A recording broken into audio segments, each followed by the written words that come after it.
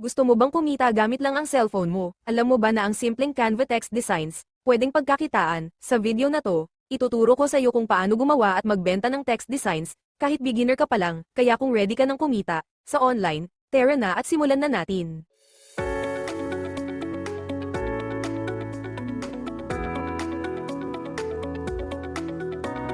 Step-by-step tutorial, paano pagkakitaan ang Canva text designs. Step 1, mag-research ng patok na text design ideas. Gawin ito, magbukas ng Canva. Sa search bar, e-type ang motivational quotes, business quotes, typography poster. Tingnan kung anong style ang trending, minimalist, pastel, bold fonts, etc. Tips, piliin ang niche mo halimbawa.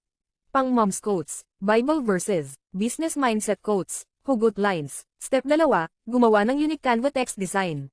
Paano gawin? Click Create Design like Instagram post o poster size. Mag-type ng short but powerful quote. Gumamit ng 2 hanggang 3 fonts lang para malinis tingnan. Lagyan ng text effects, halimbawa, shadow, curve, outline. Background color na bagay sa branding mo. Important, huwag basta kopya, lagyan ng sariling style para pwede mo itong ibenta. Step 3, e-export ang design sa tamang format. Gawin ito. Click Share. Click Download. Piliin PNG para sa social media. PDF print para sa printable products. Kung para sa t-shirt, e-check ang transparent background pro feature. Step 4, saan mo ito pwedeng ibenta? Pwede kang magbenta sa Racket.ph, Etsy para sa international buyers, Facebook Marketplace local buyers, Shopee digital downloads, TikTok Shop kung may audience ka. Pwede mong ibenta bilang printable wall art, digital planners cover, t-shirt design file, social media quote bundle. Step 5, e-promote ang iyong designs.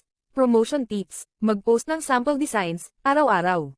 Gumawa ng short video process, before at after. Mag-offer ng bundle promo. Gumamit ng hashtags, hashtag Canva Design, hashtag Digital Product PH.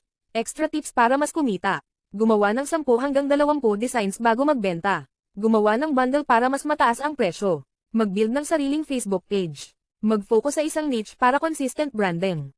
Kung may natutunan ka sa video na ito tungkol sa paano pagkakitaan ang Canva text designs, huwag kalimutang i-like at i-share para mas marami pang matulungan, at kung gusto mo pang matuto ng mas maraming Canva tips at online business ideas, mag-subscribe ka na at i-click ang notification bell para updated ka sa susunod kong uploads. Maraming salamat sa panonood, and see you sa next video.